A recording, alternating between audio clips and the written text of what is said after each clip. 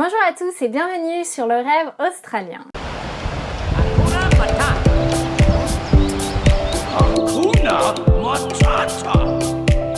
It means no worries.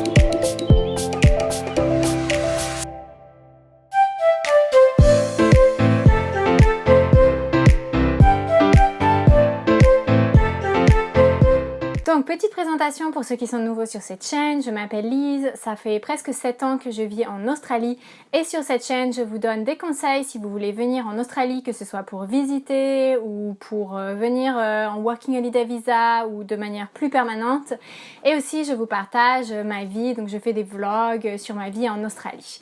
Dans cette vidéo, je veux vous donner des conseils pour trouver une colocation quand vous venez en Australie, parce que je sais qu'il y a énormément de gens qui viennent et qui sont très stressés par rapport au fait de trouver un logement. Et la colocation, c'est un des trucs principaux que les gens cherchent parce que c'est beaucoup moins cher et que ça permet aussi de rencontrer des gens à Sydney quand on connaît personne. Je sais qu'il y a beaucoup de gens qui en fait ont vraiment envie de se mettre en coloc avec des Australiens, hein, ce qui est tout à fait normal quand on vient en Australie. Mais je veux vous donner un petit peu l'état d'esprit des Australiens par rapport au fait de se mettre avec des étrangers ou des personnes en Working Holiday Visa. Déjà, un des trucs qui est hyper important si vous voulez vous mettre avec des Australiens, c'est d'avoir un niveau convenable d'anglais, parce que forcément pour eux, d'un point de vue pratique, si vous n'êtes pas capable de parler anglais au moins un minimum et que vous n'êtes pas capable de vous faire comprendre si par exemple il y a des factures à payer, s'il y a un problème, etc. Donc déjà ça va pas trop leur donner envie si vous n'êtes pas capable de vous exprimer bien en anglais. Ensuite, la deuxième chose qui va être importante pour les Australiens, c'est que vous soyez capable de payer votre loyer, parce qu'eux ils n'ont pas envie de à chaque fois avoir à payer votre loyer, vous le payez en retard, etc. C'est un truc qui va un petit peu les énerver, donc ils vont vouloir s'assurer que vous êtes capable de payer votre loyer. Un troisième truc qui va être important pour les Australiens, c'est la durée pendant laquelle vous voulez rester. Tout simplement parce que eux, ils veulent pas tous les 3 mois avoir à rechercher un coloc. C'est normal parce que eux, ils ont leur vie ici. Ils n'ont pas envie de s'embêter avec ça, donc ils préfèrent avoir quelqu'un qui reste pour une durée la plus longue possible. Ensuite, un autre truc qu'il faut prendre en compte, et j'ai entendu pas mal d'Australiens, surtout des colocs australiens que j'ai eu me dire ça, c'est qu'ils ont un petit peu une vue négative des backpackers, donc des personnes qui sont là en Working Holiday Visa, parce qu'ils sont installés à Sydney, la plupart du temps ils travaillent, donc ils ont leur vie ici et ils donnent en fait, ils payent leur loyer à travers une agence et ils ont aussi donc une caution qu'ils donnent par rapport à ça. Et en fait, en Australie, ce qu'il faut savoir, c'est que vous louez à travers des agences et que souvent, ils vous demandent des références de vos précédentes locations. Et du coup, en fait, si vous avez une mauvaise référence parce qu'il y a eu un problème avec votre précédente location, ça peut affecter votre dossier. Vous pouvez avoir un mauvais dossier pour louer et ensuite avoir du mal à trouver un logement. Et donc, du coup, eux, en fait, c'est ça qui va un petit peu les inquiéter parce que ils ont un peu une idée que les backpackers, ça fait tout le temps la fête, que c'est pas, comment dire, fiable, ce genre de trucs. Que de toute façon vous allez être là pour une durée très courte et que vous n'allez pas prendre soin des choses, etc. Donc c'est un truc sur lequel il va falloir les rassurer. Et l'autre truc un peu qui est dans l'état d'esprit des Australiens, c'est le fait qu'ils n'ont pas envie que vous soyez un peu un fardeau pour eux, dans le sens où vous êtes la seule, que vous n'avez pas d'amis, que vous allez en fait être tout le temps voilà, dans l'appart, à rien foutre, à utiliser toute l'électricité, internet et un petit peu dans leurs pattes tout le temps, voilà, enfin c'est un petit peu un autre truc qu'ils n'ont pas trop envie et qui se disent que potentiellement ça peut être le cas avec des personnes qui viennent en Australie de manière plus ou moins temporaire. Vous avez d'autres options pour vous mettre avec des gens dont la langue maternelle est l'anglais. Il y a pas mal de néo-zélandais ici à Sydney, il y a aussi beaucoup d'anglais, des américains, et puis si vous vous mettez avec des internationaux, il y a beaucoup de chances que la langue qui soit parlée dans la colocation soit l'anglais. Et je sais que c'est un truc qui vous intéresse la plupart d'entre vous, c'est que vous n'avez pas forcément envie de vous mettre avec des Français pour pouvoir pratiquer la langue anglaise. Donc mon premier conseil, c'est d'en fait être prêt à chercher une colocation. Savoir où est-ce que vous cherchez un logement, est-ce que c'est près des plages, est-ce que c'est dans le centre-ville, est-ce que c'est plus loin, quel est votre budget. Donc j'ai fait une vidéo où je vous explique un peu comment choisir son logement à Sydney pour vous aider à réfléchir sur ce que vous cherchez et où vous allez le chercher. Je vous mettrai le lien donc ici. Et un autre truc important dans la préparation, c'est de savoir vous décrire, de connaître votre histoire, de savoir parler de vous, d'un petit peu réfléchir à comment vous allez parler de vous, parce que forcément quand on va chercher une colocation, on va être amené à se présenter d'une manière ou d'une autre. Un autre truc très important dans la préparation, c'est que vous vous ayez un numéro de téléphone et que vous sachiez où avoir accès internet quand vous recherchez votre colocation. Le deuxième conseil, c'est de s'y mettre à fond. Moi, je vous conseille de répondre à presque toutes les annonces, au moins celles qui sont dans votre budget, même celles que vous disiez « Oh, peut-être que je prendrais pas ça », juste au cas où, et aussi pour vous entraîner, parce que du coup, ils vont peut-être vous appeler, vous allez devoir parler au téléphone, vous allez peut-être devoir vous présenter, et aussi vous allez aller dans la coloc pour parler avec les colocs, et je pense que c'est bien de pouvoir s'entraîner pour être de plus en plus à l'aise et avoir encore plus de chances d'obtenir une coloc. Et mon deuxième conseil dans s'y mettre à fond, c'est soyez hyper rapide, parce qu'il y a énormément de gens en fait qui vont contacter les personnes pour leur demander de voir la coloc, etc. Et si vous êtes dans les premiers, vous aurez le plus de chances, et aussi d'être hyper fiable. Donc c'est-à-dire que si vous êtes en retard, contactez-les pour vous excuser que vous êtes en retard. Si vous voulez changer un horaire, contactez-les, mais changez pas d'avis tout le temps non plus. Enfin, essayez de montrer que vous êtes quelqu'un de fiable, parce que vous avez déjà ce truc un petit peu backpacker qui dit pas fiable. Maintenant, où chercher les colocs? Donc mon conseil, il y a vraiment deux endroits principaux où on peut chercher des colocs. Le premier est en Gumtree. Donc sur Gumtree, vous allez pouvoir trouver Flatshare, Houseshare, qui est donc on a sa propre chambre, et vous avez aussi Roomshare. Donc en fait, il y a pas mal de colocs où on partage sa chambre. Enfin, si c'est quelque chose qui vous intéresse, vous pouvez le trouver sur Gumtree. Et l'autre site, c'est Flatmates, qui est en fait gratuit aussi, et où les gens postent des colocs. Donc je vous conseille d'utiliser ces deux sites. Un autre petit truc que je voulais vous dire, c'est que sur ces sites, vous allez trouver des colocs meublés ou non meublés. Et vous pouvez aussi parfois trouver des trucs sur Facebook. Donc je crois il y a sur MarketShare, je crois qu'on peut aussi trouver des colocs. Et aussi dans des groupes internationaux de français, vous avez des gens de temps en temps qui vont poster qu'ils ont une place qui se libère dans leur coloc. Un autre conseil que je voudrais vous donner, c'est que vous pouvez aussi poster votre propre annonce. Donc moi je trouve que c'est un truc hyper bien à faire, parce que du coup votre annonce, elle vous demande pas trop de travail, vous la postez, et ensuite vous avez des gens qui vous contactent pour vous offrir des colocs. Et surtout si vous avez un bon profil qui a l'air sérieux et bien, vous avez vraiment des chances qu'on vous contacte, et sans que vous fassiez du travail en plus en fait. Et ça c'est vraiment cool. Donc quand vous mettrez votre annonce, je voudrais juste vous donner quelques petits conseils. Le premier conseil, c'est d'expliquer qui vous êtes. Donc si par exemple vous venez de finir vos études, en quoi vous avez fait vos études, si vous travaillez, dans quel domaine vous travaillez, qu'est-ce que vous aimez, avez-vous eu de l'expérience en colocation, avez-vous vécu à l'étranger. Ces petites choses, ça peut être des atouts pour montrer qui vous êtes, mais aussi pour montrer à vos futurs colocs que vous avez de l'expérience à vivre en communauté, que vous avez de l'expérience à vivre à l'étranger, que vous êtes débrouillard, que vous êtes sérieux. Donc par exemple, moi, dans ma présentation, je mettais que je travaillais en management, donc ça faisait déjà un petit peu plus sérieux parce que j'avais de l'expérience de travail, et aussi c'est un métier qui est, comment dire, un peu vu comme sérieux, donc ça faisait moins backpacker déjà. J'expliquais que j'avais déjà été dans des colocs, que j'avais vécu à l'étranger. J'expliquais ensuite que j'aimais l'art, que j'aimais sortir le week-end, faire des expos, ce genre de trucs, et ensuite expliquer tout simplement ce que vous recherchez, donc une chambre, le loyer à peu près, les quartiers dans lesquels vous cherchez, enfin ce que vous cherchez, voilà.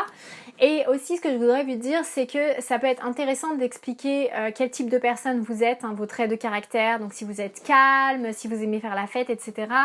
Et aussi, un truc important, comme je vous ai dit, surtout si vous êtes avec des Australiens, c'est d'expliquer que vous êtes quelqu'un de sociable, que vous aimez vivre avec d'autres personnes, mais que vous avez aussi une vie sociale en dehors de la coloc, que vous allez faire des choses en dehors de la coloc, que vous aimez le week-end faire des balades ou ce genre de trucs, pour pas qu'ils aient l'impression que peut-être comme vous venez juste d'arriver en Australie, vous allez tout le temps rester chez vous, et que, comme je vous ai dit, pourrait potentiellement être un fardeau. Après, voilà, c'est des conseils comme ça, faut pas mentir non plus. Je pense que sinon ils s'apercevront bien à un moment ou un autre que la personne que vous avez dit que vous étiez n'est pas la personne que vous êtes. Mais c'est juste un petit peu d'essayer de se mettre en valeur pour se donner toutes les chances d'obtenir une colocation. Donc je vous mettrai dans la boîte de description, moi, l'annonce que je mettais, qui est bien sûr propre à moi et à ma personnalité, mais ça peut un petit peu vous donner une idée, parce qu'avec cette annonce, j'avais réussi à obtenir des gens qui me contactaient pour des colocs, et j'avais réussi à obtenir une coloc en un jour dans l'endroit exactement que je voulais. Ensuite, répondre à une annonce. Donc pareil, comme je vous ai dit pour l'annonce que je postais, je répondais de la même manière en fait, en disant toutes ces choses qui, je pense, mettaient mon profil en valeur. Et après, un autre petit truc que vous pouvez faire, bien sûr, c'est que les gens, souvent dans les annonces de colocation, ils se décrivent ou ils disent les trucs qui sont importants pour eux. Donc si c'est les choses qui sont aussi importantes pour vous, eh bien, si par exemple ils disent moi j'aime bien que ce soit rangé, propre, et si c'est aussi important pour vous, dites-le. Et si vous avez des points en commun, n'hésitez pas à en parler parce que du coup ça va vous donner encore plus de chances d'obtenir la colocation parce que ça leur ferait plaisir de vivre avec quelqu'un qui est un petit peu comme eux. Et moi, ce que je faisais par rapport à cette réponse, c'est que j'avais une version plus courte pour les textos et une version email un petit peu plus longue. Comme ça, en fonction de ce qu'ils demandaient, parce que des fois, ils vont vous dire d'envoyer un texto, des fois, ils vont vous dire d'envoyer un mail, des fois, ils vont vous dire d'appeler. J'avais différentes versions que je pouvais leur envoyer parce qu'il ne faut pas non plus écrire un roman, surtout dans un texto.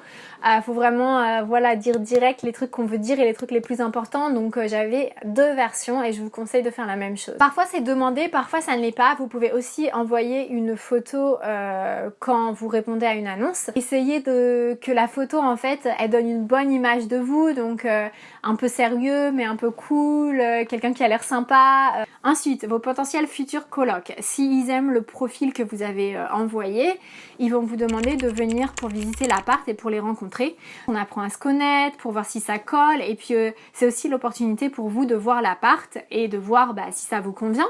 Donc déjà, mon premier conseil par rapport à ça, c'est que les Australiens sont très doués pour ce qu'on appelle le small talk. Donc le small talk, c'est quoi? C'est juste le fait de parler de tout et de rien, mais de savoir créer une sorte de connexion avec quelqu'un et puis d'échanger et d'être agréable et puis d'essayer de voir si on a des trucs en commun, mais c'est assez superficiel, ça va pas forcément en profondeur. Et c'est important en fait dans ce moment-là d'être assez chaleureux, donc on dit warm en anglais, et en fait je pense que c'est un truc que nous les Français on n'a pas forcément, et aussi certains Européens n'ont pas forcément, c'est-à-dire qu'on est plutôt assez froid, ce qui veut pas dire qu'on n'est pas sympa ou qu'on n'aime pas parler, mais de premier abord on peut être un peu hésitant et froid. Et si en France en fait c'est quelque chose qui va pas forcément attirer l'attention ou les gens ils vont trouver que c'est normal, ici en Australie ça peut être perçu un petit peu négativement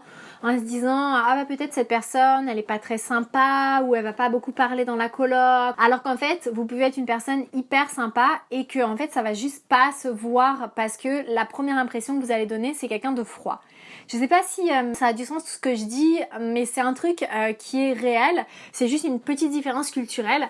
Et donc, je vais vous encourager à être très chaleureux quand vous allez rencontrer les Australiens. Donc très chaleureux, ça veut dire sourire, ça veut dire être capable de parler un petit peu de tout et de rien. Par exemple, ils vont souvent vous demander comment s'est passée votre journée. Donc faut pas juste dire bien, faut dire un petit truc en plus. J'ai fait ci, j'ai fait ça, mais sans partir dans une grande explication. Donc essayez de penser un petit peu à des sujets que vous pourriez aborder, à des questions qui vont vous poser et savoir élaborer un petit peu, dire quelques détails sans vous barrer dans une grande explication. Et aussi vous préparer à leur poser des questions, donc qu'est-ce qu'ils font dans la vie, est-ce qu'ils ont déjà vécu à l'étranger, ça fait combien de temps qu'ils habitent à Sydney, ça fait combien de temps qu'ils font des colocs, qu'est-ce qu'ils aiment faire de leur week-end. Et aussi ça peut être important de montrer, même si on est jeune, qu'on a une certaine expérience de vie, expérience de vivre avec les autres, expérience du travail. Et c'est aussi l'occasion d'en apprendre plus sur la maison, d'inspecter la maison.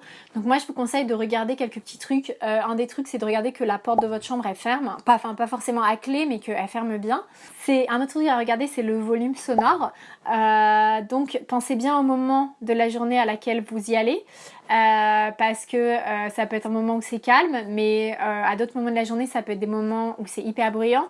Je vous en ai parlé dans une autre vidéo, mais il n'y a pas de double vitrage en Australie et les maisons, les apparts sont souvent mal isolés, souvent à côté des routes, donc ça peut être extrêmement bruyant. Regardez un petit peu la propreté et le rangement de l'appart aussi, si vous êtes quelqu'un qui aimait que ce soit hyper bien rangé, hyper propre, ça va vous donner une idée de comment ça va être dans votre coloc. Et aussi demandez ce qui est inclus dans le loyer. Est-ce que l'électricité est inclus? Est-ce que Internet est inclus? Déjà, est-ce qu'il y a Internet? Parce qu'il y a des gens qui n'ont pas Internet en Australie, dans les colocs. Donc c'est un truc qui est important à demander, en tout cas si vous consommez énormément Internet. Et puis un autre conseil, de vérifier que c'est bien proche des transports.